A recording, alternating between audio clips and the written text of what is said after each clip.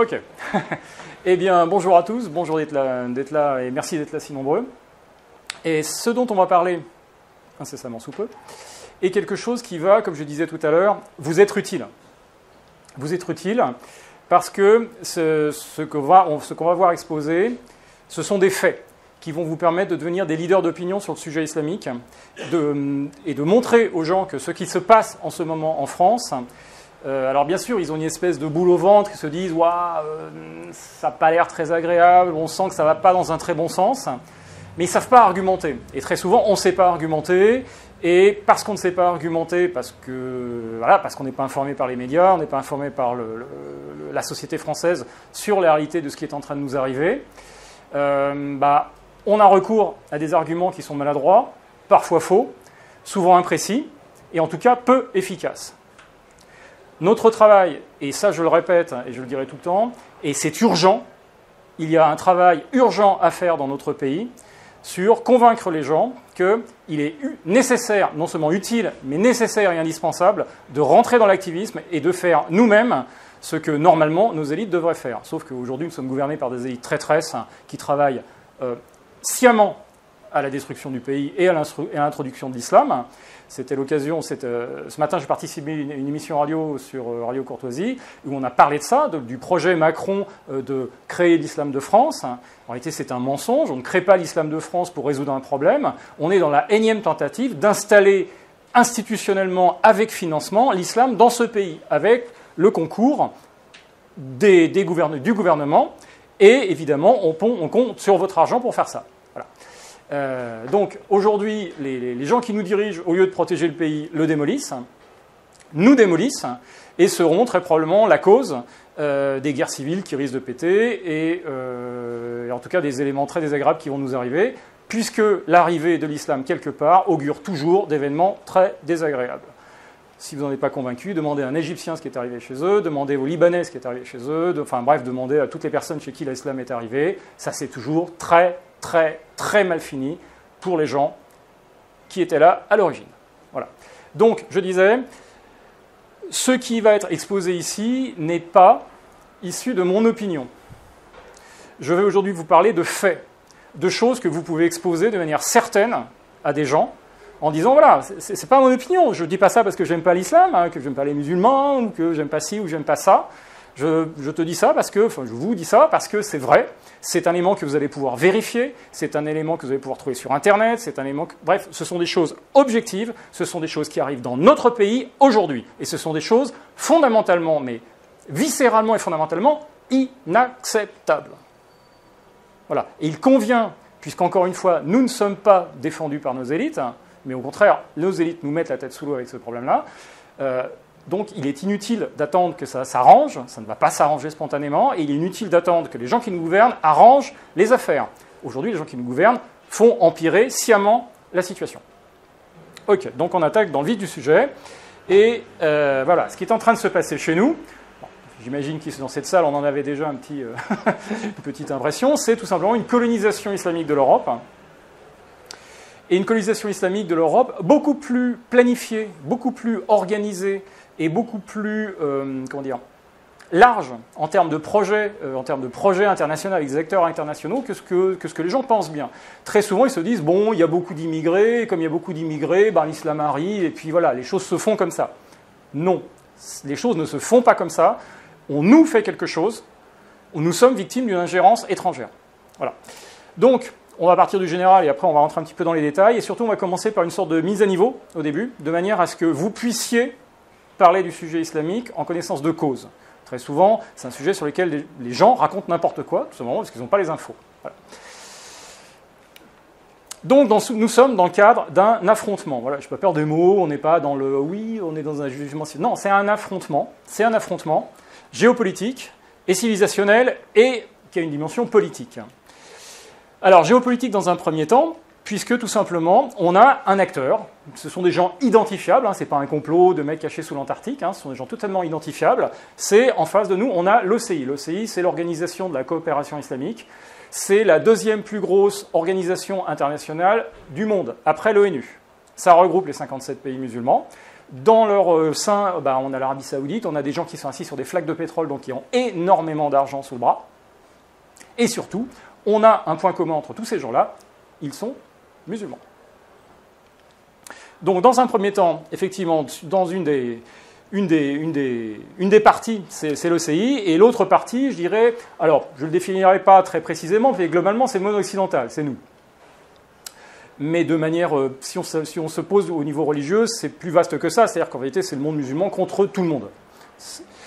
Enfin bref, en ce qui nous concerne, nous, voilà, les problèmes des Pakistanais et des Népalais, c'est pas notre truc. Donc, en ce qui nous concerne, on a deux parties prenantes, c'est le monde occidental, nous, et l'OCI. Donc, la dimension civilisationnelle et politique, eh bien, c'est un affrontement entre deux sphères idéologiques totalement différentes. Et non seulement différentes, mais on pourrait être différentes mais compatibles, mais différentes, c'est différentes incompatibles, différentes et incompatibles, et différentes et, je dirais, en ce qui concerne la partie islamique, hostiles. Nous faisons face à un groupe civilisationnel hostile. Et on y reviendra tout à l'heure. Là, j'ai l'impression que, vous avez peut-être l'impression que je donne mon opinion, mais on va argumenter pourquoi c'est hostile. Donc la sphère dite démocratique, alors encore une fois avec les guillemets, la démocratie conçue dans le sens le peuple a la possibilité de créer sa loi. Et l'autre sphère, qui est la sphère théocratique islamique, dans laquelle les gens sont soumis à la charia. On va revenir dans les définitions sur la mise à niveau au niveau de la charia de ce que c'est. Donc les gens sont soumis à la loi d'Allah, la charia. Et si on prend un petit peu de recul et qu'on prend vraiment les choses de très très haut, au niveau philosophique, c'est tout simplement un affrontement entre deux principes fondamentaux, mais totalement opposés, qui est le principe de liberté contre l'esclavage. Nous sommes les peuples libres, historiquement, nous sommes les peuples libres qui nous donnons nos lois. En face, on a un système dans lequel on ne choisit pas la loi qu'on subit et dans lequel on ne peut pas la modifier. C'est la définition de l'esclavage, c'est-à-dire vous subissez une loi que vous n'avez pas choisi et que vous ne pouvez pas modifier. Alors, plan islamique de colonisation de l'Europe, ça va commencer. Donc il y aura trois parties. Première, les définitions, un petit peu ce que je disais, la mise à niveau. Deuxième partie, les agents, qui sont les intervenants dans cette affaire-là. Qu'est-ce qui se passe chez nous? Qui sont les gens qui agissent chez nous? Et in fine, la stratégie en tant que telle. Il y a, à l'heure actuelle, une stratégie qui est mise en place chez nous. Alors, on attaque avec les définitions.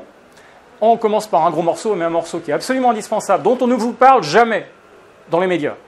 On vous parle de l'islam, on vous parle des religions, on vous parle de tout un tas de trucs, mais on ne vous parle jamais de la charia. Jamais. Ce n'est pas des hommes politiques qui disent on a un problème, il y a des gens qui arrivent avec la charia chez nous. Mais c'est pourtant ça, le fond du problème.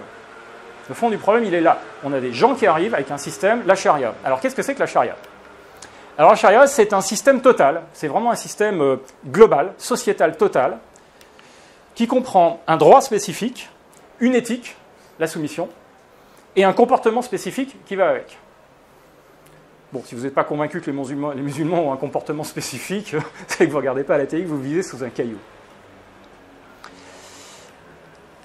La charia a des caractéristiques qui sont fondamentales et qu'il est absolument important de comprendre, sinon on ne comprend rien à ce qui nous arrive. Alors, là, ce n'est pas, encore une fois, mon opinion. Ça, c'est simplement un résumé de ce que disent les textes musulmans d'eux-mêmes. C'est-à-dire que ça, c'est la définition de la charia selon elle-même. Les textes de charia, voilà. Ça, c'est un manuel de charia, certifié par l'université Al-Azhar. C'est un manuel de charia. Voilà. Donc ça, je vais vous faire un résumé. Alors bon, il y a 1200 pages, donc je ne vais pas vous faire les 1200 pages, mais ça a été un résumé rapide, mais du contenu essentiel de ce qu'il y a dans ce bouquin. Donc, la charia est un système qui se définit lui-même comme supérieur. Pourquoi supérieur? C'est très simple, parce qu'il a été décidé par Dieu.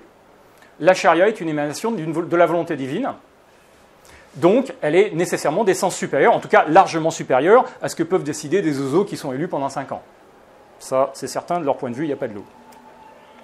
Elle est immuable. Il faut savoir que la révélation islamique s'est faite du vivant du prophète Mahomet, qui s'est lui-même déclaré comme étant le sceau des prophètes, donc le dernier des prophètes. Or, le prophète, par définition, c'est la personne par qui parle Dieu aux humains. Donc, vu qu'il est le dernier prophète, Dieu ne peut plus parler aux humains, et donc la règle qui est transmise aux humains a été transmise à l'époque de Mahomet, et depuis qu'il est mort, Dieu ne peut plus parler aux humains, il ne peut plus y avoir de choses, parce que Dieu ne peut plus dire « Bon, ok, c'est bon les gars, finalement, vous avez le droit de boire de la bière ». il ne peut plus, il n'a plus le droit. La religion islamique, d'ailleurs, c'est assez amusant, c'est la seule religion qui interdit à son Dieu de parler. Donc elle est immuable, les structures de la charia, ce qui a été décidé par Dieu, personne ne peut le changer, puisque Dieu n'ayant plus le droit de parler, ne pouvant plus parler à personne, il ne peut plus dire, les gars, j'ai changé d'avis sur tel et tel sujet. Donc ce qui a été révélé est révélé, point barre, terminé, c'est fini, ça ne bougera plus. Et surtout, personne n'a l'autorité pour modifier la loi de Dieu. Quel est l'humain, effectivement, qui pourrait avoir l'autorité en disant « mais finalement non, Dieu a tort, on va changer ça ». Ça n'existe pas. Elle est insécable. Alors, insécable, c'est un truc fondamental. Encore une fois, ça, vous ne l'entendrez jamais dans les médias, vous ne l'entendrez jamais dans la bouche des experts, vous ne l'entendrez jamais à la télévision, nulle part. Et pourtant, c'est quelque chose d'absolument fondamental. C'est-à-dire, elle est insécable. Qu'est-ce que c'est qu'insécable? Quelque chose qu'on ne peut pas couper, quelque chose qu'on ne peut pas séparer. Si vous voulez une petite visualisation, c'est ça. C'est un bloc de granit. Voilà, c'est un bloc. Donc, la charia, quand on rentre dans le système de la charia, quand on considère la loi de la charia, qu'on considère surtout qu'on doit y obéir, on est obligé d'obéir à tout. On ne peut pas en refuser un petit morceau. Nous, les Occidentaux, on a un côté très libéral avec la religion. Comme disaient les Anglais, on fait du pick and choose, c'est-à-dire on choisit, ça se le fait, ça je le fais pas, ça m'arrange, ça m'arrange pas. Et globalement, il n'y a pas de conséquences, personne ne va venir vous tuer. Dans l'islam, ça ne fonctionne pas comme ça. Dieu a dit, il faut faire ça, ça, ça, ça. Vous n'avez pas le droit d'en enlever un morceau. C'est pour ça que Tariq Ramadan, quand il fait son débat avec Sarkozy, ne dit pas, on va supprimer la lapidation. Il dit, on va faire un moratoire. On va attendre un petit peu. Mais on ne va pas l'enlever. Rien n'est enlevable. C'est un bloc. Et il faut comprendre toutes les lois, tous les règlements islamiques issus de la charia comme un ensemble cohérent. C'est-à-dire que quand vous voyez une petite bonne femme dans la rue avec son voile islamique, quand vous voyez une barquette de viande halal dans un magasin, c'est de la charia. Quand vous voyez un type de l'État islamique qui tranche la tête de quelqu'un, qui coupe une main, des familles qui tuent leurs enfants parce qu'ils veulent quitter l'islam, quand des apostats sont assassinés parce qu'ils quittent l'islam et que c'est interdit, quand vous voyez Charlie Hebdo, des gens qui sont assassinés parce qu'ils se sont moqués du prophète, tout ça, c'est de la charia. Et c'est de la charia au même niveau. Il ne faut pas croire que la lapidation, c'est un degré très intense de charia, que les musulmans trouvent dégoûtant, etc. Ça n'est pas plus ni moins de la charia qu'une barquette de poulet halal. C'est de la charia. C'est un bloc, ça fait partie du bloc. Donc il ne faut pas croire que parce qu'aujourd'hui, certaines personnes n'appliquent qu'une partie des règles de la charia, c'est-à-dire je porte un voile, je me promène déguisé en chamelier, ce genre de choses, ça va s'arrêter là.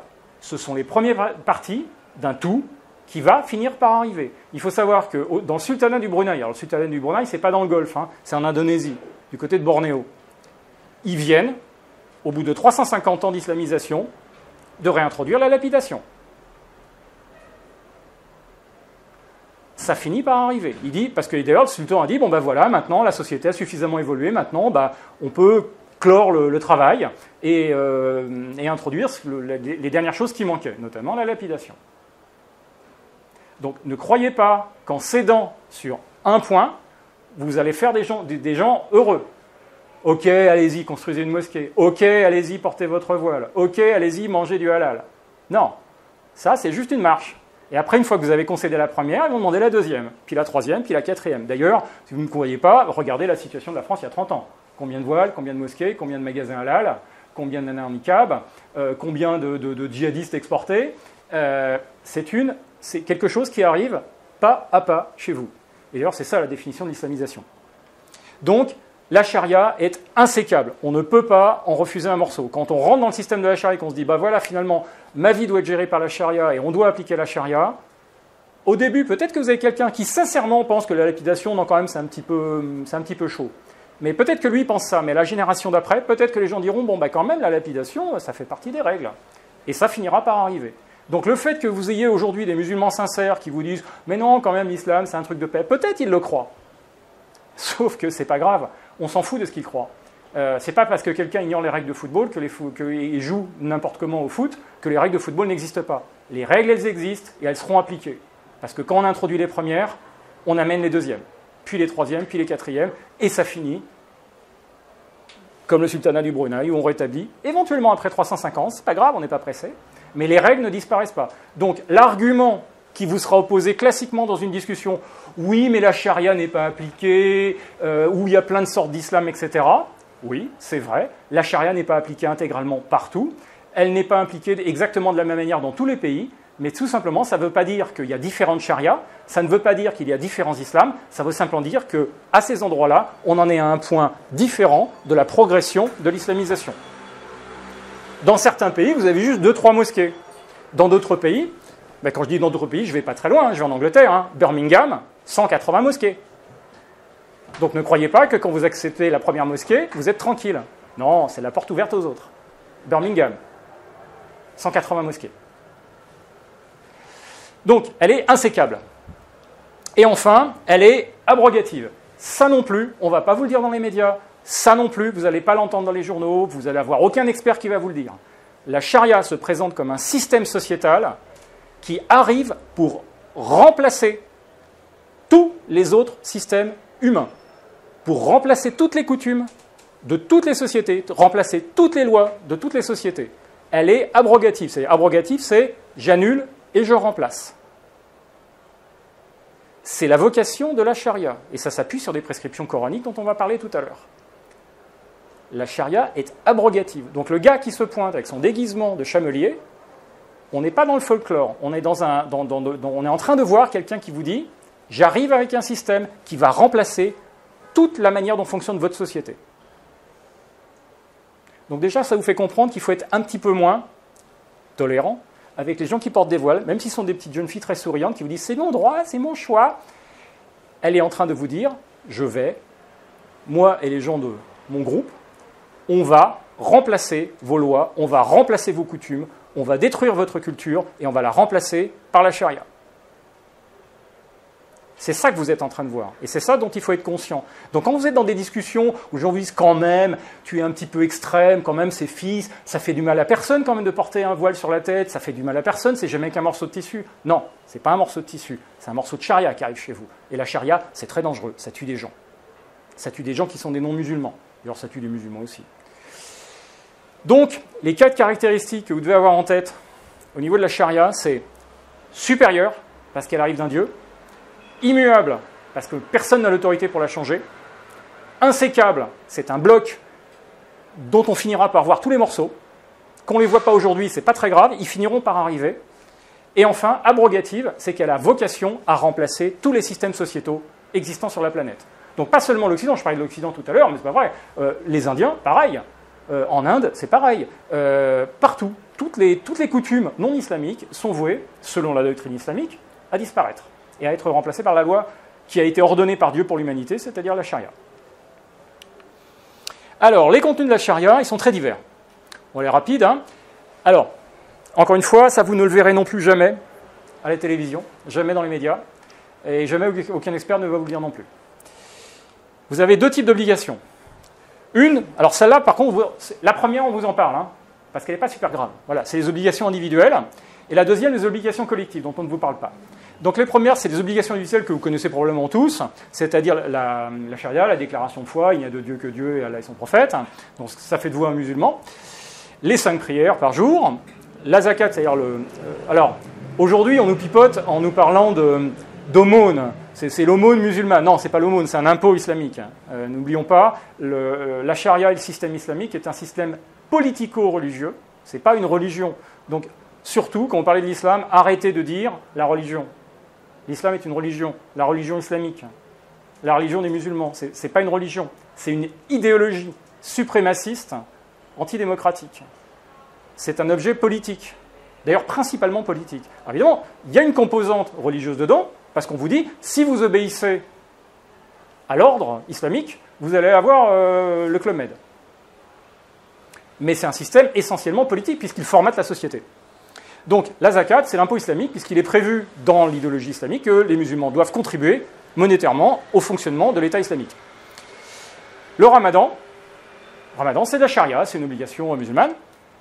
Et enfin, le pèlerinage. En théorie, on est censé faire au moins une fois dans sa vie le pèlerinage à la Mecque. Alors ça, c'est les trucs qu'on vous dit toujours, mais l'islam, c'est ça. Alors évidemment, ça ne paraît pas très méchant. Voilà une petite déclaration comme ça, des prières de temps en temps, un petit peu de sous qu'on donne à la mosquée, le ramadan, c'est le côté pâtisserie de la charia, hein. Et puis le pèlerinage, bon, après tout, vous avez bien le droit de se balader. Voilà, maintenant, les choses dont on ne vous parle pas, mais qui sont des obligations. Alors, obligation collective. Je définis précisément ce que c'est qu'une obligation collective. Une obligation individuelle, c'est une obligation qui tombe sur chaque individu. Individuellement, chaque personne a l'obligation de faire ça. L'obligation collective, c'est une obligation qui tombe sur un groupe de gens. C'est-à-dire que les obligations qui vont être listées sont des obligations qui incombent au groupe. Individuellement, vous n'avez pas toujours nécessairement, vous, à faire la chose, mais il faut que le groupe duquel vous faites partie, donc le groupe de musulmans dans lequel vous êtes, génère cet effort et fasse cette obligation, sinon toute la communauté est en état de péché. Donc, obligation collective, avoir des chefs musulmans. Alors, pourquoi avoir des chefs musulmans? On est en parfaite logique avec ce que je disais tout à l'heure, puisque le système islamique étant un système supérieur, les musulmans ne peuvent pas être commandés et fonctionner selon les règles d'un système inférieur. Donc les chefs, les gens qui commandent les individus musulmans, doivent être musulmans, parce que sinon ça voudrait dire que des non-musulmans, qui donc appliquent des systèmes inférieurs et abrogés, auraient autorité sur les musulmans, ce qui est évidemment inacceptable. Donc les musulmans doivent avoir des chefs. Ils doivent avoir des juges. Alors, la charia, c'est aussi un droit. Il y a du droit islamique. Aujourd'hui, actuellement, dans le monde, il y a des universités, il y a des tribunaux islamiques dans le monde islamique, ils apprennent du droit islamique. Il y a du droit. Par exemple, couper la main des gens, c'est pas un truc de fou. C'est quelque chose qui est prévu dans des codes, comme ça. Le fait d'obliger sa femme à porter le voile, d'éventuellement d'avoir le droit de la battre, d'avoir le droit de la séquestrer, de l'empêcher de sortir de la maison, etc., c'est codifié. C'est codifié dans des manuels de charia comme ça. C'est du droit, donc il y a un droit. Or, encore une fois, le droit des mécréants a été abrogé par l'islam. Donc le droit des mécréants ne peut pas faire fonctionner des musulmans, puisque c'est un droit inférieur qui est issu de règles votées par des gens, donc ça n'a pas beaucoup de lois, puisque leurs lois, à eux, étaient votées par Dieu, et donc ils ont la nécessité d'avoir des juges. Alors d'où, encore une fois, rappel à la réalité, Angleterre, il y a déjà plus de 100 tribunaux de la charia qui existent, officiellement. En France, ce n'est pas officiel, mais quand même, dans beaucoup de mosquées, il y a des arrangements entre des gens, on va voir l'imam en disant voilà, qu'est-ce qu'il faut faire, etc. Il y a des gens qui donnent du droit. On a aujourd'hui des gens dans les instituts de formation pour les imams qui apprennent le droit matrimonial. Parce que le droit matrimonial islamique n'est pas le même que le droit matrimonial occidental. Voilà. Le fait que, par exemple, les femmes musulmanes n'aient pas le droit de se marier avec des non-musulmans, ce n'est pas une règle du droit français. C'est une règle de droit islamique. Et donc, il l'applique aujourd'hui chez nous. Essayez de vous marier, vous, en n'étant pas converti à une musulmane, ça va être vachement compliqué. Et si elle a des cousins un petit peu fâchés, il faut apprendre à courir vite. Hein. Voilà, donc avoir des juges. Le djihad. Alors, le fameux djihad qui, dans les médias, on nous explique, c'est un effort intérieur sur les passions. Page 599, le djihad militaire est une obligation pour les musulmans. C'est une obligation collective. Alors, le djihad, contrairement à ce que les gens disent, ce n'est pas vraiment une guerre sainte. C'est une guerre légale. Alors, je rappelle que ce livre est un livre de droit. C'est un livre de droit. Et dans le chapitre sur la justice, qui est le livre O, chapitre 9, il y a le djihad. Le djihad fait partie du droit islamique, le djihad fait partie, le djihad militaire. Et ils en parlent, ils disent, voilà, le djihad, ça ne veut pas dire, ça c'est les luttes contre les passions, ça c'est le pipeau qu'on vous sort à la télé. Ça n'existe pas, ça. C'est issu d'un hadith qui n'est absolument pas authentique, enfin c'est n'importe quoi, c'est du pipeau pour occidental. Le djihad, c'est la guerre militaire pour imposer l'ordre islamique aux mécréants. Puisque, dans la perspective islamique, c'est comme une offre de la mafia. C'est-à-dire qu'on vous offre l'opportunité de rentrer dans l'ordre islamique, c'est-à-dire convertis-toi, mais en fonction de la réponse, de toute manière, la situation sera la même. C'est-à-dire que si vous dites non, je ne veux pas me convertir, eh bien on vous fait la guerre. Alors bon, il y a des variantes, c'est-à-dire si vous êtes juif ou chrétien, vous avez le droit de vous soumettre à l'ordre islamique, c'est-à-dire de rentrer dans l'ordre islamique avec un statut de dhimmi, donc un statut d'inférieur, dans lequel vous devez vous humilier, obéir aux musulmans, avoir des droits inférieurs. Donc ça, c'est la fameuse tolérance. On dit oui, l'islam, c'est très tolérant. Oui, ça tolère effectivement des juifs et des chrétiens, mais pas sur un statut d'égalité comme nous. C'est pas la tolérance islamique n'est pas la tolérance occidentale. La tolérance islamique, c'est je tolère que tu vives, mais avec un statut inférieur, l'obligation de payer un racket chaque année en t'humiliant, et surtout, n'oublie pas, tu n'es pas le chef. Et si tu désobéis à une des règles du contrat, alors il y a tout un tas de règles sur la dimitude, c'est la peine de mort. Parce que c'est considéré comme une révolte.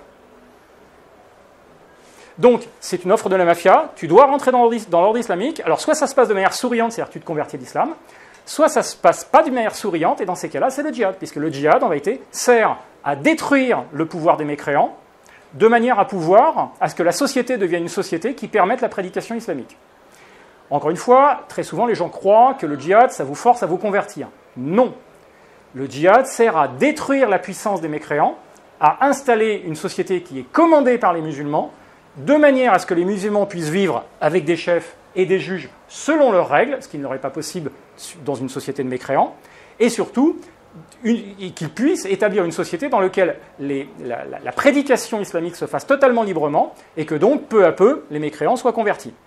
Donc, le djihad n'est pas un effort violent pour vous convertir, c'est un effort violent pour détruire l'autorité des mécréants, et mettre en place l'ordre islamique dans lequel certains mécréants ont le droit de vivre, mais pas tous. Par exemple, si vous n'êtes pas juif, si vous n'êtes pas chrétien, vous êtes un hindouiste ou un athée, alors là, le choix, c'est conversion ou la mort. Donc le djihad, guerre légale, prévue, c'est une obligation collective des musulmans. Alors, comme je disais, obligation collective, mais obligation collective, ça veut dire que tout le monde ne doit pas prendre un kalachnikov et aller tuer du mécréant. C'est que certains vont se battre, d'autres vont financer. Les troisièmes vont organiser la logistique, les quatrièmes vont soutenir, et les cinquièmes vont dire que ça n'existe pas. Voilà. Donc l'idée, c'est qu'on doit soutenir l'effort de guerre visant à la destruction du pouvoir des mécréants. C'est un devoir. Le califat. Le califat est une obligation de la charia, puisque certaines lois de la charia ne peuvent être mises en place que dans le cadre d'un califat. Donc il faut établir un État islamique, il faut établir un califat, puisque sinon, si on n'a pas de califat, si on n'a pas d'État islamique, on ne peut pas appliquer certaines lois de la charia, donc péché. Donc le califat est une obligation. D'ailleurs, le califat fait partie des objectifs des frères musulmans, qui sont présents en France, hein, les gens de l'UOIF, hein, c'est la branche française des frères musulmans. Les frères musulmans ont comme perspective, enfin ont comme objectif, ça fait partie de leur devise, hein, instaurer la charia et rétablir le califat. D'ailleurs, les frères musulmans ont été créés juste après la destruction du califat, pour justement, avec pour but de le remettre. Il faut savoir que le califat n'est pas un truc de cinglé de l'État islamique. Le califat, c'est le mode normal d'organisation des musulmans. Les musulmans avaient un califat depuis 1200 ans, quasiment, et le califat a été détruit en 1924. Donc c'est très récent qu'il n'y ait plus de califat dans le monde islamique. Le califat, c'est le mode normal de fonctionnement de l'islam. Aujourd'hui, si les musulmans sont organisés, si le monde musulman est organisé en État, c'est parce que nous leur avons mis une raclée, parce qu'on a eu la puissance militaire, on a eu la possibilité de les coloniser, et historiquement, la Turquie a choisi le camp des perdants pendant la Première Guerre mondiale, donc la Turquie a été démantelée, et le califat a été démantelé, arrêté. Mais le califat, c'est le mode normal du fonctionnement. Donc les gens ont toujours dit, oui, mais le califat, c'est des excités en Syrie, c'est les mecs d'ISIS, c'est les mecs de Daesh. Non, c'est le mode normal de fonctionnement de l'islam. L'histoire de l'islam, c'est une histoire dans laquelle il y a eu un califat pendant plus de 1000 ans. Il faut quand même comprendre ça. Donc dans la tête des musulmans, c'est encore frais. Et c'est dans les aspirations des gens qui sont aujourd'hui actifs dans le monde islamique de remettre en place le califat. Et, in fine, ordonner le bien et interdire le mal. Ça aussi, c'est fondamental, c'est une citation coranique, hein, on va y arriver. Alors ça, je disais, ça, on ne vous en parle jamais. Parce que c'est un petit peu des sujets qui fâchent. Hein. Avoir des chefs, donc ça veut dire ne pas obéir à l'autorité des mécréants. Avoir des juges, c'est-à-dire ne pas obéir aux lois des mécréants. Hein, toute ressemblance avec ce qui se passe dans la société actuelle serait bien évidemment fortuite. Hein. Le djihad, non, ça en plus, ça n'existe pas. Hein, c'est juste, c'est pas chez nous, c'est un effort intérieur, ça n'a aucun rapport avec les... Si, ça a un rapport avec la guerre. Le califat, bah oui, non, mais c'est des excités quelque part en Syrie. Ben non, le califat, c'était le mode normal de fonctionnement d'islam. Donc s'ils arrivent avec la charia, ils arrivent avec le califat dans les valises. Pas aujourd'hui, peut-être pas demain, mais un jour. En tout cas, c'est dans la perspective. Et enfin, ordonner le bien et interdire le mal. Alors ça, c'est extrêmement important. C'est un devoir. C'est mentionné d'ailleurs dans ce manuel de charia dès le début. c'est un devoir fondamental des musulmans. Et vous remarquerez le vocabulaire, ce n'est pas conseiller le bien et déconseiller le mal, c'est ordonner et interdire.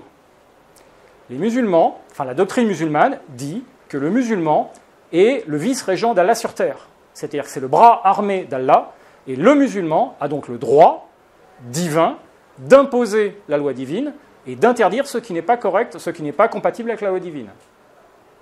Donc on ne vous dit pas d'obligation dans la religion islamique. Voilà. Alors la charia, ça contient beaucoup de choses.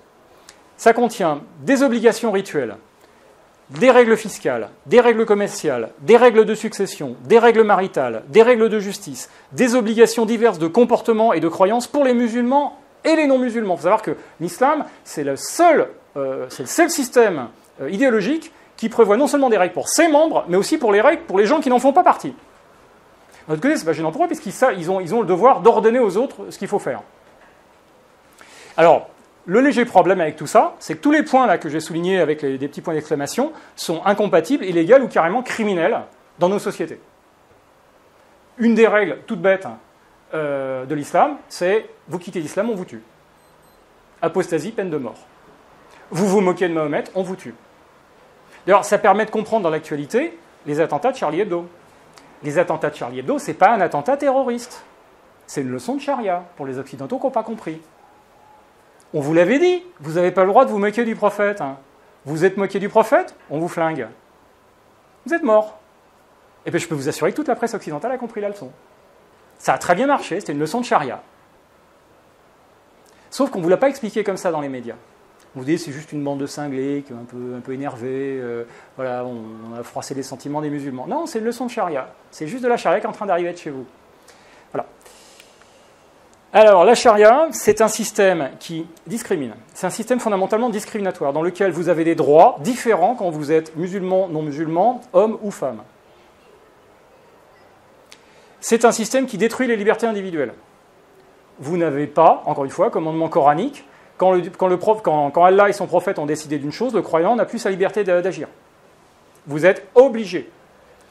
C'est un système qui utilise et promeut l'usage de la violence. Dans ce livre, vous avez les 8 niveaux de violence. Ils décrivent les 8 niveaux de violence que vous pouvez appliquer sur les gens pour faire respecter les règles de la charia. Alors ça va du rappel souriant en disant « tu sais, tu ne devrais pas boire d'alcool » à l'utilisation de la violence en bande armée. Et c'est enfin un système qui, cerise sur le gâteau, légitime l'esclavage. Là non plus, on ne vous le dit pas. On est en train de faire rentrer en France un système idéologique qui comprend l'esclavage. Rock'n'roll quand même. À une époque, on est en train de nous culpabiliser tous les jours de la semaine en disant vous êtes des méchants blancs, vous avez réduit les gens en esclavage, vous êtes vraiment la lie de l'humanité, vous êtes vraiment des gens à vomir, vous êtes coupables. C'est un système qui promet l'esclavage. Il n'y a aucune école doctrinale de l'islam qui a aboli doctrinalement l'esclavage. D'ailleurs, c'est un débat qui a régulièrement dans le monde musulman et qui se finit toujours de la même manière. Ils ont dit, mais on ne peut pas condamner l'esclavage ni l'interdire puisque notre prophète faisait des esclaves et avait des esclaves. Donc si on condamnait l'esclavage en disant l'esclavage est immoral, ça serait une condamnation de notre prophète. Donc, sujet suivant. C'est un système qui comprend l'esclavage. Donc ça, quand même, dans une discussion, je peux vous assurer que ça fait il y a un léger silence en général quand vous sortez ça. Bah oui. D'ailleurs, quand vous remarquez les systèmes, dès que vous avez des gens un peu excités qui remettent des trucs type califat en place, par exemple au Daghestan, en Russie, en Syrie, avec Daesh, qu'est-ce qu'on voit apparaître? Les marchés aux esclaves. Les marchés aux esclaves. C'est consubstantiel à l'islam. En ce moment est en train d'arriver en France un système qui garantit à ses membres le droit de réduire les hommes, et particulièrement les femmes des mécréants, dans certaines conditions, les femmes des mécréants, comme esclaves, et notamment esclaves sexuels. Ça n'a jamais été aboli par aucune école doctrinale. C'est aujourd'hui encore valable. Il y a des cas, donc c'est une idéologie qui arrive chez nous, qui prévoit, dans certains cas, pour ses membres, le droit de réduire les femmes des autres en esclavage. Je peux vous assurer que ça aussi, dans une discussion, ça fait de l'effet. Mais c'est vrai, c'est comme ça. Donc, Alors, dans une époque de bisounours, droit de l'homiste absolu, hein, voilà, c'est un système qui discrimine. C'est-à-dire, c'est un système qui dit, voilà, vous êtes un homme, vous êtes une femme, vous n'avez pas les mêmes droits. Par exemple, héritage, une femme hérite de la moitié d'un homme. Un homme a le droit d'interdire à sa femme de sortir de la maison. Les musulmans ont plus de droits que les non-musulmans. Et tout en bas, vous avez les esclaves, qui, eux, carrément, ils n'ont aucun droit. Donc ce n'est pas un système qui respecte le principe de l'égalité, de l'équité et de la tolérance sur un niveau d'égalité. Le musulman est toujours au-dessus. Dans un système régi par la charia, un musulman ne peut pas être condamné à mort pour avoir tué un mécréant. Par contre, un mécréant qui tue un musulman est mis à mort. Parce que le musulman a un statut supérieur aux non-musulmans. Voilà. Ce qu'il faut retenir de tout ça, c'est que la charia a pour unique vocation de détruire et de remplacer tous les autres systèmes d'organisation humaine. Ça, c'est fondamental. Donc, quand quelqu'un arrive chez vous avec un voile, même si c'est quelqu'un de super gentil et souriant, il arrive avec ça. Parce que rappelez-vous, le bloc de ciment, le bloc de béton, ça fait partie d'un ensemble. C'est la première partie. Vous acceptez ça, le reste va venir. Et enfin, si on veut parler de droit positif européen, quelque chose de absolument très droit de l'homiste, etc., Cour européenne des droits de l'homme, 13 février 2003, dans un jugement officiel sur un cas turc, où justement l'État turc avait interdit un parti islamiste, ça c'était avant l'arrivée d'Erdogan, la charia est incompatible avec les principes démocratiques. Alors ça, c'est pas une opinion, ça c'est du droit positif, hein, c'est-à-dire que les jugements de la Cour européenne des droits de l'homme, en plus c'est la haute chambre, donc vraiment le truc le plus top, ça s'impose à nos États. Les jugements de la Cour européenne des droits de l'homme juge des États, juge des lois, dit au pays, ça c'est vrai, ça marche pas, ça c'est acceptable, ça ne l'est pas. C'est un jugement officiel, ça fait partie du droit positif européen. La charia est incompatible avec les principes démocratiques. Ça, c'est pas votre opinion, c'est du fait juridique établi, certain, solide.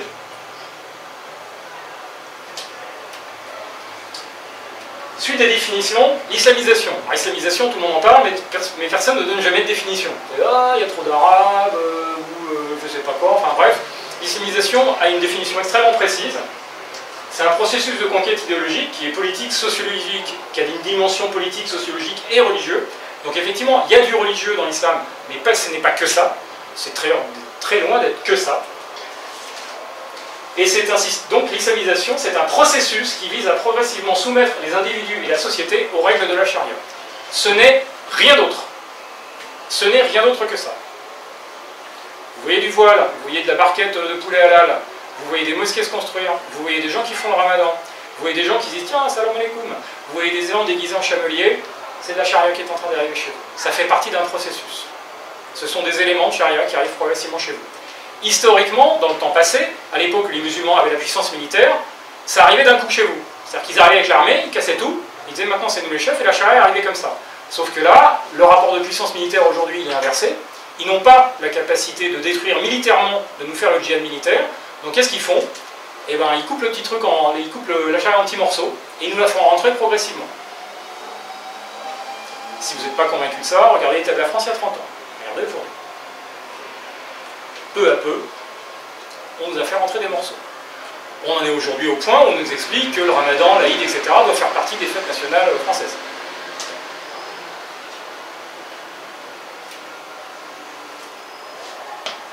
Donc c'est un processus qui vise à la destruction des sociétés mécréantes afin d'instaurer l'ordre islamique.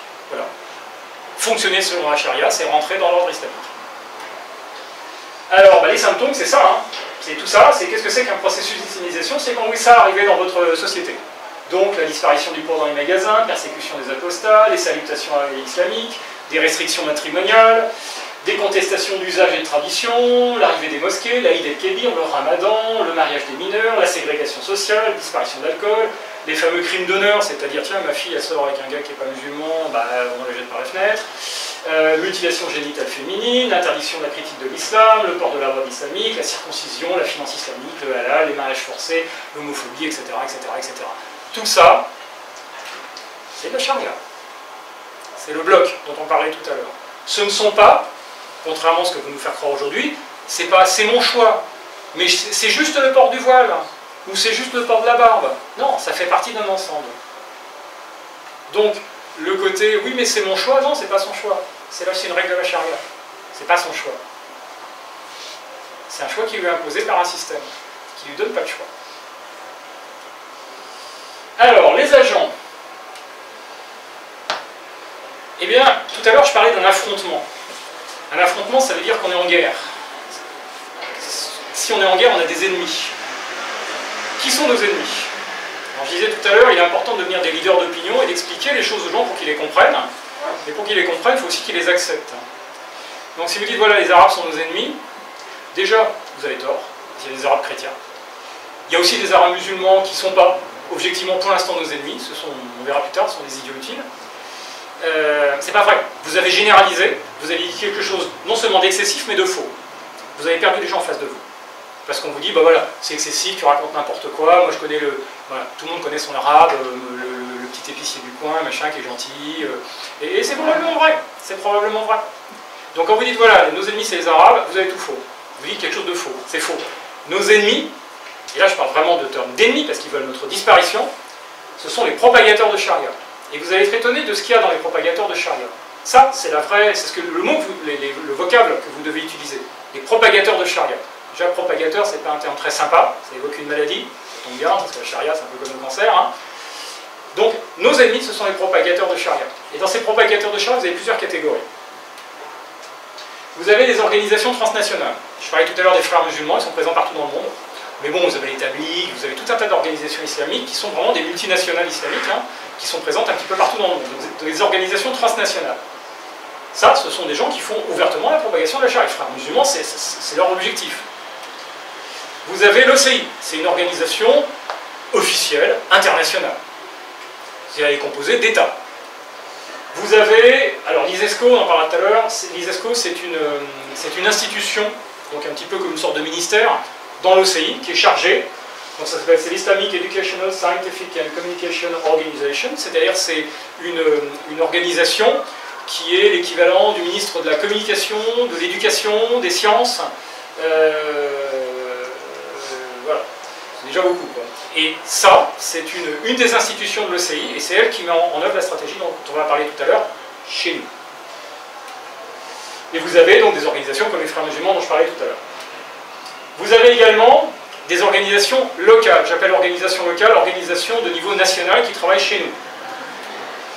C'est-à-dire des organisations type les mosquées, les centres culturels, des écoles islamiques, les cours d'arabe, les gens qui font des cours d'arabe, les gens qui font des cours de religion, les scouts musulmans, ASBL, parce que c'est un exposé que j'ai fait en Belgique, et en Belgique, ASBL c'est l'équivalent d'associations. Donc les associations musulmanes diverses, etc. À partir du moment où elles se nomment musulmanes, elles font partie, très clairement, des propagateurs charia. Quand vous faites une association qui fait du kayak, vous dites association pour faire du kayak. Quand vous appelez association musulmane pour faire n'importe quoi, vous êtes une association qui va faire une activité de manière musulmane, c'est-à-dire d'une manière qui est compatible avec la charia, et qui agit objectivement en tant que diffuseur de charia, diffuseur des pratiques, diffuseur du contenu, et diffuseur de la manière d'appliquer la charia. Alors, ce que je cite là, je ne le cite pas non plus par hasard, c'est pas mon opinion, c'est parce que tout simplement c'est mentionné officiellement dans le document qui est publié par l'OCI. Vous avez les idiots utiles et les collabos. Alors, les idiots utiles et les collabos, il y a plusieurs ordres. Vous avez des hommes et femmes politiques, des élus divers. Pas nécessairement musulmans. Quand vous avez un élu qui accepte la construction d'une mosquée, propagateur de charia. Quand vous avez un élu qui donne son argent, comme par exemple René Feltès, un député de la Gironde, qui a donné 50 000 € pour la construction de la grande mosquée de Bordeaux. Idiot utile.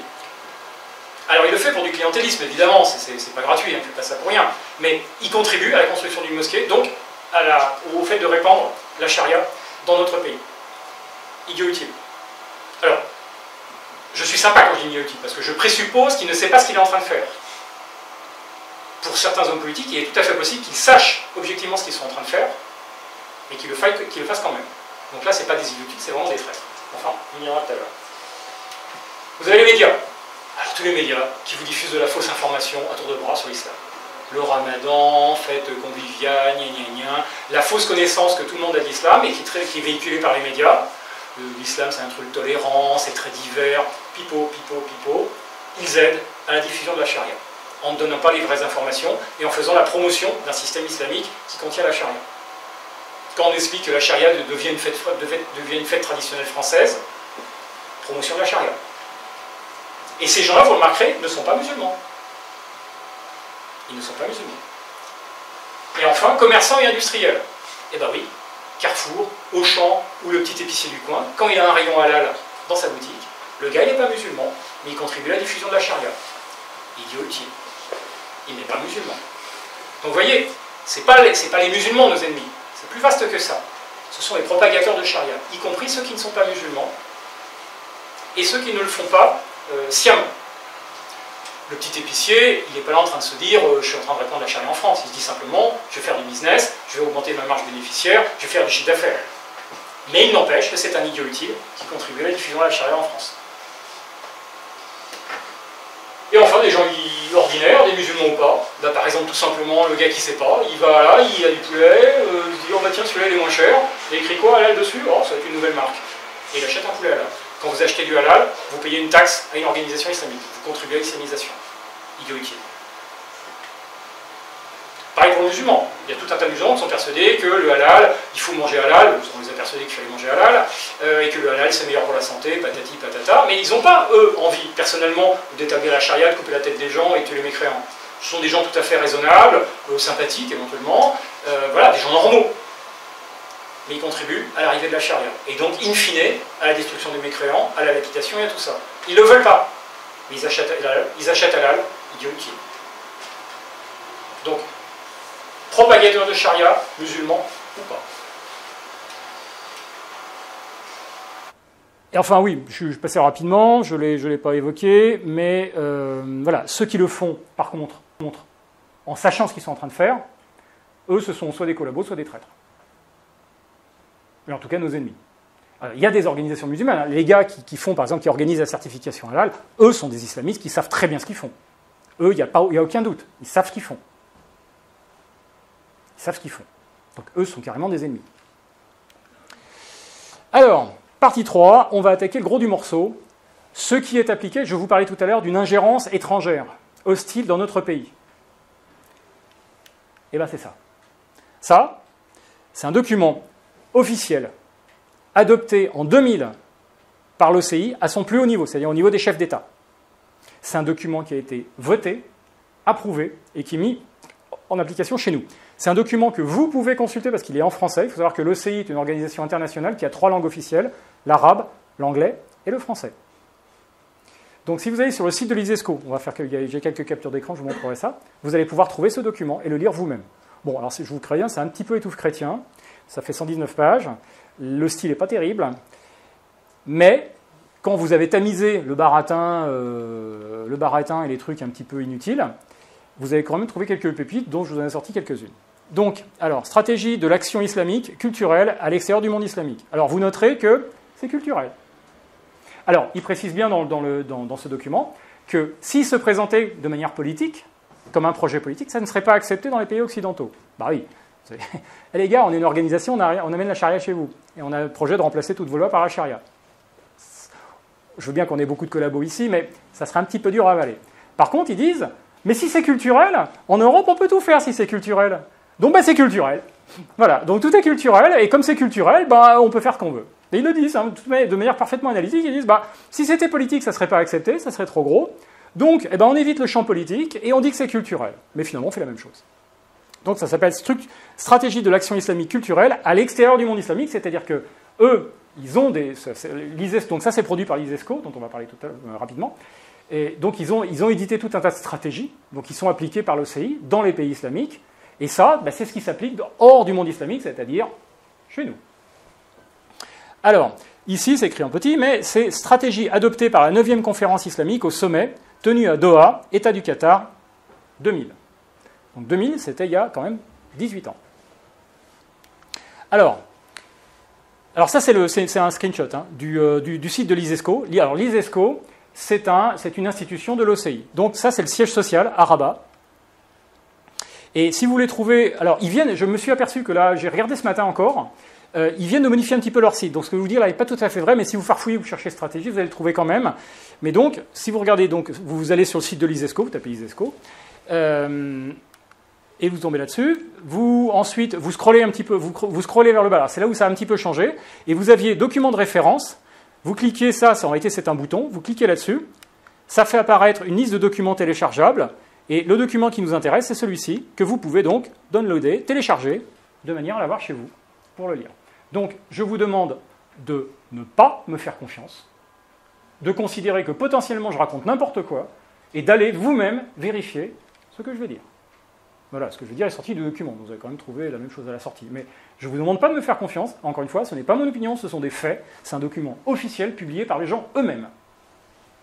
Voilà.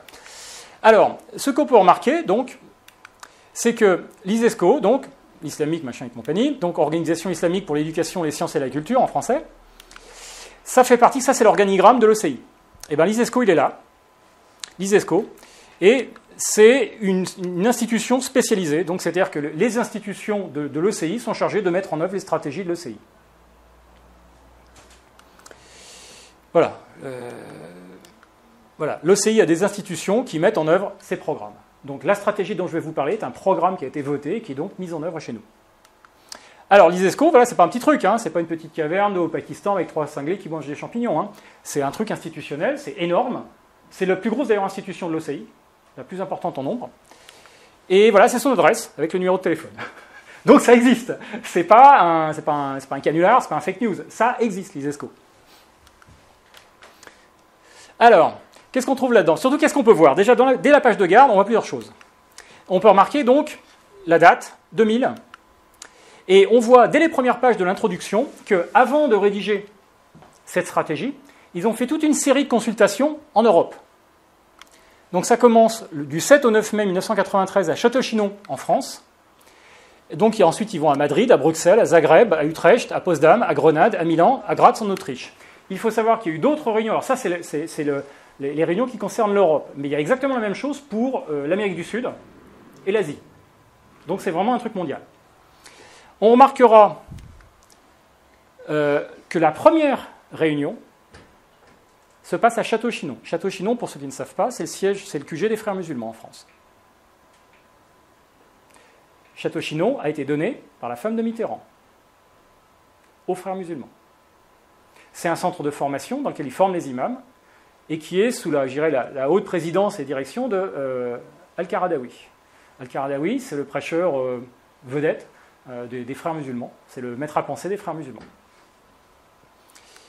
On remarquera donc la connexion directe avec les Frères musulmans, ça c'est le logo des Frères musulmans. Et surtout, on remarquera une chose. Première réunion, du 7 au 9 mai 1993. Ça fait 25 ans que ces gens sont en train de mijoter ce qui est en train d'arriver chez nous. Ça fait 25 ans que cette affaire-là est sur les rails. Je vous disais tout à l'heure, ce n'est pas un truc qui arrive comme ça. Ça fait 25 ans que les gens planifient ce qui est en train d'arriver chez nous. Parce qu'il faut savoir une chose, c'est que cette stratégie a été demandée à l'OCI par les organisations européennes, qui se sont aperçues que les enfants musulmans qui vivaient en Occident, en réalité, subissaient une influence occidentale. Ils allaient à l'école, ils fréquentaient des occidentaux, ils allaient à l'école occidentale, ils regardaient les médias, la télévision occidentale, et donc ils s'acculturaient quelque part. C'est ce qu'on appelle le processus d'assimilation. Et ça les a rendus malades et très inquiets en disant « mais ça va pas du tout. Ça va pas du tout. Ils sont en train de devenir occidentaux, nos mouflets. Il faut faire quelque chose. » Et donc ils ont appelé au secours l'OCI en disant « il faut absolument que vous veniez nous aider pour empêcher ce phénomène d'assimilation.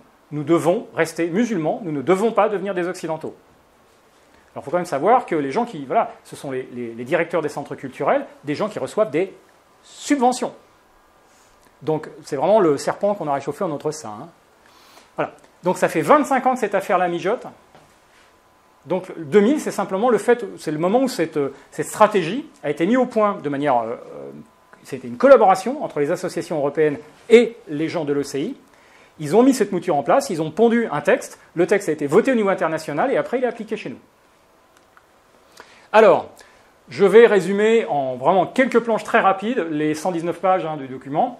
Donc il y a plus que ça, mais c'est vraiment les points principaux. Donc les buts de ces stratégies islamiques sont au niveau individuel, empêcher l'assimilation. Empêcher l'assimilation. et faire en sorte que l'individu applique les règles de la charia. Ça, c'est un extrait. C'est une copie d'écran. Ainsi donc, au niveau de l'individu, la stratégie a pour objectif d'édifier la personnalité de l'être musulman dont les spécificités sont l'engagement à respecter les commandements d'Allah, ses prohibitions, de se parer de l'éthique islamique généreuse et tolérante, c'est écrit par des musulmans, fondée sur le bien, le droit, l'équité, le devoir d'agir dans le cadre de la charia, qui repose sur 2 principes, ordonner le bien, prohiber le blâmable. On retombe sur l'intérêt. Alors, le mot charia est présent dans le texte. On vous dit, ça c'est censé s'appliquer chez nous. C'est-à-dire qu'on vous dit, l'engagement donc de l'individu à respecter les commandements d'Allah, ses prohibitions, de se parer de l'éthique gna gna gna gna gna, enfin en gros d'appliquer les règles islamiques, qui sont les règles de la charia. C'est écrit, charia, et qui repose sur 2 principes, ordonner le bien et prohiber le blâmable. Alors ça, on va en parler, c'est maintenant qu'on en parle. C'est un verset coranique, donc le verset 3 de la sourate 3, verset 110. Vous êtes la meilleure communauté qu'on ait fait surgir pour les hommes, vous ordonnez le convenable, interdisez le blâmable et croyez à Allah. Si les gens du livre croyaient, les gens du livre c'est les juifs et les chrétiens, si les gens du livre croyaient, ce serait meilleur pour eux. Il y en a qui ont la foi, mais la plupart d'entre eux sont des pervers. Donc ça c'est pour le vivre ensemble. Donc vous noterez, ordonnez, interdisez. C'est un commandement coranique. Donc on retrouve ce que je disais tout à l'heure. Ordonner le bien, interdire le mal. Les buts de la stratégie islamique au niveau collectif. Eh bien c'est simple. Empêcher l'assimilation, fonctionner selon les règles de la charia. On ne peut pas leur reprocher un manque de cohérence. Screenshot du document lui-même. Au niveau de la communauté tout entière, la stratégie visait à la consolidation des éléments fondamentaux de sa spécificité, islamique donc, aussi bien en ce qui concerne ses conceptions intellectuelles et doctrinaires que ses us et coutumes sociales et morales. Us et coutumes sociales. C'est-à-dire qu'ils vous disent, la manière dont vous vivez chez nous, dont vous vivez chez vous, ça ne nous intéresse pas. Nous, on va fonctionner en gardant, en conservant nos exceptions intellectuelles et doctrinaires, nos us et coutumes sociales et morales. Donc quand vous voyez des gens qui effectivement refusent le mode de vie occidental, c'est parce qu'ils veulent garder leurs us et coutumes. Au niveau collectif, les buts de cette stratégie sont de coordonner tous les acteurs présents dans les pays européens, tous les acteurs déjà présents. C'est-à-dire que l'idée, c'est de dire, on doit avoir une action qui est efficace, et pour avoir une action efficace, il va falloir coordonner tous les gens qui sont déjà présents en Europe. Et donc la liste des acteurs qui vont coordonner est présente dans le document. Donc, la stratégie de l'action culturelle islamique tend à définir le cadre global pour élaborer un programme visant à protéger l'identité civilisationnelle et culturelle islamique des enfants des musulmans, expatriés donc, et à coordonner. Alors, notez quand même que nous, en France, on considère que les enfants des musulmans sont nos citoyens. Eux, ils désignent les enfants des musulmans qui vivent chez nous, donc éventuellement des gens de 3e voire 4e génération, comme les enfants des musulmans expatriés. D'ailleurs, nous sommes qualifiés de pays hôtes. Nous sommes des pays hôtes. Nous accueillons des communautés musulmanes. Voilà.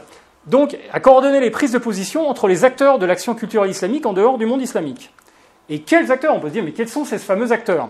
Eh bien, les acteurs sont listés. Ce sont les mosquées, les centres culturels, les écoles islamiques, les cours d'arabe. Et enfin, les cours de religion et tous les lieux de rencontres et d'activités musulmanes. Voilà. Cette stratégie a pour objectif de prendre le contrôle, et de coordonner l'activité de tous ces gens-là. Vous remarquerez quand même que dans ces trucs-là, il n'y a pas que les mosquées. Il y a bien sûr les mosquées, donc encore une fois, on va nous dire oui, lieu de culte, etc. Tiens, c'est bizarre, l'OCI, c'est juste un État, c'est juste une organisation politique internationale. L'OCI va se mettre à contrôler nos mosquées. Tiens, c'est bizarre. L'islam ne serait-il pas autre chose qu'une religion? Les centres culturels qui sont subventionnés en France, avec l'argent du contribuable. Les écoles islamiques qui commencent à champignoner un petit peu partout. D'ailleurs, il faut savoir que 80% des écoles islamiques qui sont construites en France sont construites par des organisations appartenant aux frères musulmans, affiliées à l'UOIF. C'est un des objectifs principaux, le formatage des enfants. Les cours d'arabe, les cours de religion, ben ça, on pouvait s'en douter, et enfin des lieux de rencontres et d'activités diverses. Donc, globalement, on chapeaute tout ce qui est musulman dans tous les pays européens. Alors, désolé du pavé, mais c'est quand même important de... Voilà, ça c'est le texte C'est le texte. Alors c'est le texte de la version anglaise, parce que moi j'ai découvert ce document à l'origine sous sa version anglaise. Et j'ai découvert, notamment en lisant après la version française, que la version française était édulcorée par rapport à la version anglaise. Et que c'était assez intéressant, parce qu'il y a des termes qui disparaissaient dans la version française. Je pense tout simplement que le français étant moins répandu, ils ont été obligés de faire traduire ce document par des gens qui vivaient en France, donc qui connaissaient la France et qui se disaient « si on écrit ça, ça va être problématique ». Alors que l'anglais, dans le monde, tout le monde parle l'anglais, donc je pense que ce document a été traduit de l'arabe par des Arabes dans les pays arabes. Et donc ils n'ont pas pris les précautions que nous, en France, un musulman français, se sentirait obligé de prendre pour protéger l'action. Donc les pays occidentaux ont réalisé depuis longtemps que les problèmes de l'immigration ne peuvent pas être gérés individuellement. Donc, les pays occidentaux ont commencé à coordonner et à unifier leurs politiques et stratégies concernant l'immigration. C'est effectivement ce qu'on est en train de voir. Les musulmans vivant hors du monde islamique, en conséquence, devraient établir un plan uniforme établissant les perspectives de leur présence là-bas. Donc là-bas, c'est chez nous, hein, c'est l'Europe. Cette stratégie doit viser à pourvoir aux conditions nécessaires pour les individus des communautés musulmanes afin qu'ils occupent des positions clés des sociétés hautes, chez nous, dans les domaines économiques, culturels, politiques ou informationnels. J'attire votre attention sur cette phrase finale. Afin qu'ils occupent des positions clés des sociétés hautes dans les domaines économiques, culturels, politiques et informationnels. C'est-à-dire que ce sont des gens qui nous disent « votre culture, on n'en veut pas, on ne veut pas s'assimiler, nous ne voulons pas être comme vous, mais on va quand même prendre des positions clés dans votre société. »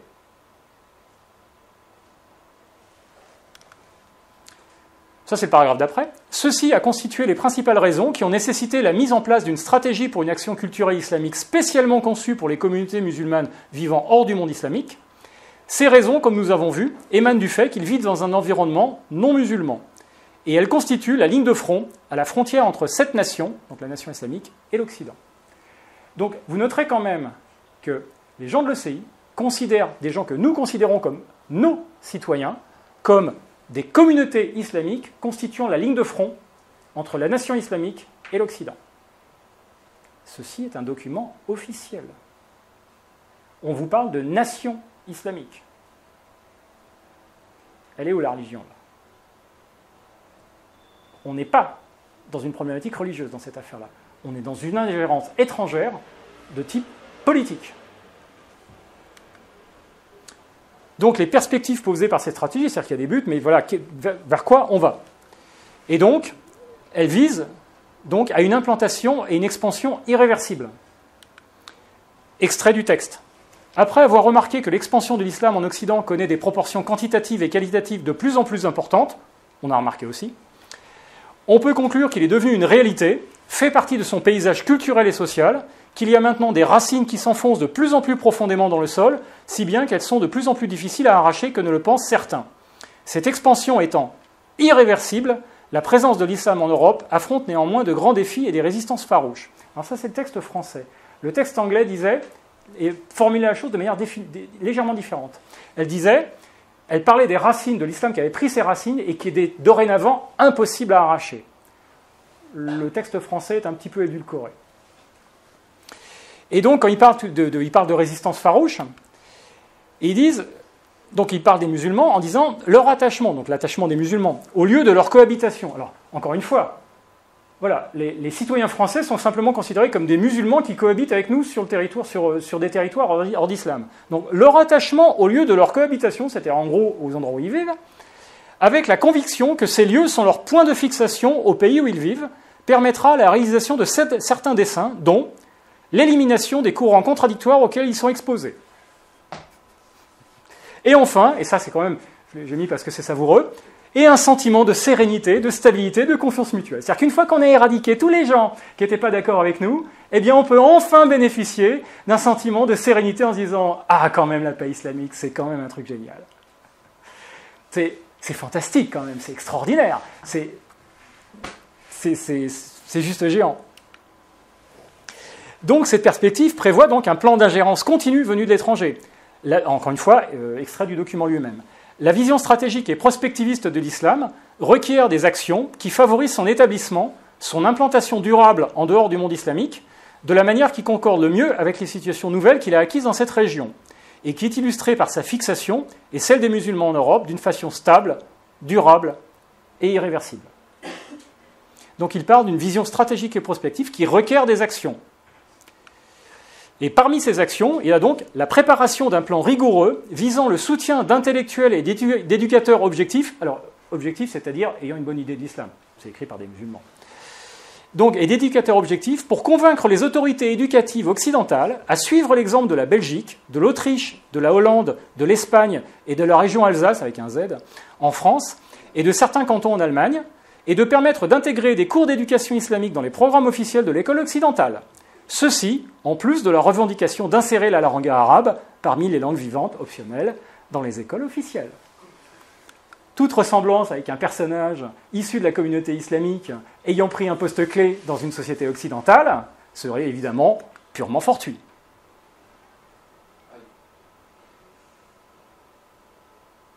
Et vous avez les équivalents de ce type de personnage partout en Europe, qui vous disent, tout d'un coup, ça sort des chapeaux en ce moment. Ça serait bien d'apprendre l'arabe. Pop, sorti de nulle part. Ça sort de quelque part. C'est un début stratégique de l'ECI. On a donc des gens qui, exactement comme c'est décrit dans le texte de l'ECI que je vous l'ai lu tout à l'heure, vous avez des gens issus de la communauté musulmane vivant en Europe qui prennent des postes clés qui leur permettent de mettre en application les points visés par la stratégie. On a donc un agent, quelqu'un qui agit comme un agent objectif de l'ECI.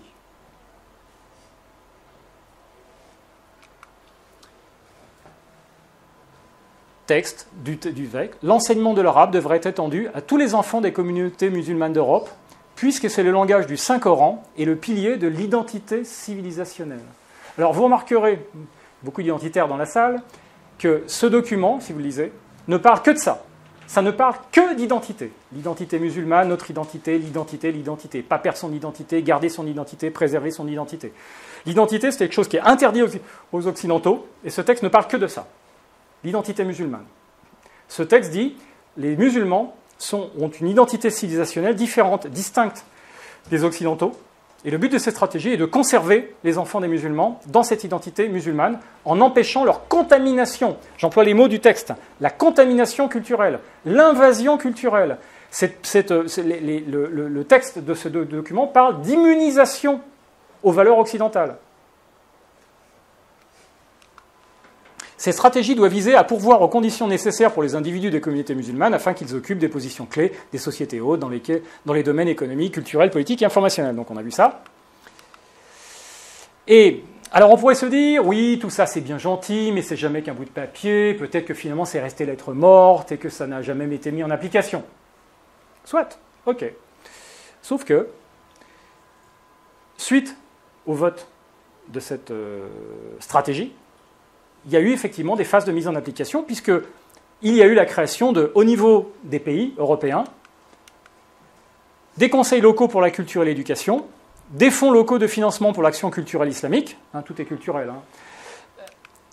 au niveau international, un conseil supérieur de l'éducation, des sciences et de la culture à l'extérieur du monde islamique, la commission qui comprend la commission des affaires culturelles, la commission des affaires sociales, la commission de l'éducation et de l'enseignement, la commission des affaires prédicationnelles, médiatiques et des relations publiques, la commission des affaires juridiques, administratives et organiques, la commission de coordination, de documentation et de suivi, la commission des compétences musulmanes à l'extérieur du monde islamique, et enfin la commission des affaires scientifiques. Puis, au niveau international, le Fonds islamique d'aide à l'action culturelle à l'extérieur du monde islamique, l'Observatoire du suivi et du développement de l'action culturelle islamique à l'extérieur du monde islamique, qui fait des audits et qui voit si l'argent a été bien dépensé. Ah, c'est tout. Et en réalité, donc, organisation au niveau national, organisation au niveau international, et surtout financement. Donc, quand quelque chose est financé, on est certain que c'est mis en application. L'argent est toujours dépensé. Il ne brûle pas, l'argent. Il est mis sur la table et il sert aujourd'hui. Ce qu'il faut retenir de cette action, c'est qu'il y a des organisations musulmanes implantées dans nos pays qui ont demandé à l'ECI d'agir en Europe pour empêcher les musulmans d'être contaminés. Je dis entre guillemets parce que c'est le texte, c'est le mot utilisé par le document. Donc les enfants musulmans d'être contaminés par les valeurs et la culture occidentale. Une stratégie d'action suite à cette demande a été élaborée puis adoptée. Elle est actuellement mise en œuvre par l'ECI dans nos pays avec l'aval de nos gouvernements. Et des subventions, puisque parmi les acteurs qui mettent en œuvre cette stratégie, il y a des centres culturels, des écoles islamiques qui reçoivent des subventions. L'argent du contribuable va à cet idiot utile. Toutes ces organisations musulmanes participent à ce plan d'ingérence étranger. Les mosquées, les centres culturels, les écoles islamiques, les cours d'arabe, les cours de religion et les associations musulmanes diverses. Cette stratégie d'ingérence étrangère a les buts suivants. 1. Implanter et développer irréversiblement une communauté islamique civilisationnellement étrangère dont les membres rejettent nos valeurs et notre mode de vie au profit de la charia. 2. Développer une identité islamique impliquant une loyauté prioritaire à l'islam et à la nation islamique. Je vous fais remarquer que normalement, il est attendu d'un citoyen dans une nation qu'il soit loyal à la dite nation. C'est une stratégie qui vise à inculquer aux musulmans que leur loyauté principale va à la nation islamique. Et enfin 3, intervenir dans nos pays jusqu'à ce que le développement des colonies islamiques et de la pratique de la charia puisse s'effectuer sans aucun facteur restrictif. Alors je parle de colonies parce que dans le terme anglais, le document anglais utilise le mot de settlement. Pour ceux qui parlent anglais, settlement, c'est une installation, une implantation, c'est une colonie. Un settler, c'est un colon. Et on nous parle bien dans le document de gens qui sont présents chez nous et qui sont une tête de pont et un point de contact, entre la nation islamique et les nations occidentales, mécréantes. En conclusion, on peut dire que les membres du bloc théocratique islamique, que ce soit les États et les organisations, donc quand je parlais des blocs tout à l'heure, le bloc théocratique islamique, il est composé effectivement d'États étrangers, mais aussi d'organisations qui travaillent chez nous, vraiment en tant que cinquième colonne. Donc ces membres du bloc théocratique islamique, États et organisations, sont actuellement alliés dans la mise en œuvre d'une stratégie de colonisation et d'islamisation de l'Europe. Cette agression politique utilise le couvert culturel afin de dissimuler sa véritable nature et surtout son objectif final. On ne nous dit pas on va installer la charia chez vous, hein. On ne vous dit jamais ça. On vous dit on va faire un centre culturel. L'objectif final de ceux qui propagent la charia dans nos sociétés est la destruction de la civilisation occidentale libre et l'avènement de gré ou de force d'une Europe musulmane, intégrée à l'islam, pour l'éternité, puisque je vous rappelle qu'on ne peut pas sortir de l'islam. Et enfin, petite citation récente, puisque donc Dr Ali Erbak est le président de la Diyanet. Alors qu'est-ce que c'est que la Diyanet ? C'est le ministère de la religion turque. Il faut savoir que c'est le plus important ministère de la Turquie. Le ministère de la religion en Turquie a un budget 40% plus important que le ministère de l'Intérieur. C'est quand même un État policier, la Turquie. Hein. Et donc, ce gars, donc, il est président de la Diyanet depuis 2017, et ce type-là a tweeté quelque chose qui est... voilà, donc j'ai la version turque, la version anglaise, et je vous l'ai fait en français. L'objectif fondamental de notre existence est de dominer le monde. C'est un officiel turc, hein. Président de la Diyanet turque. Voilà. Donc voilà, mon exposé est fini sur ce coup-là, sur cette note optimiste et pleine de...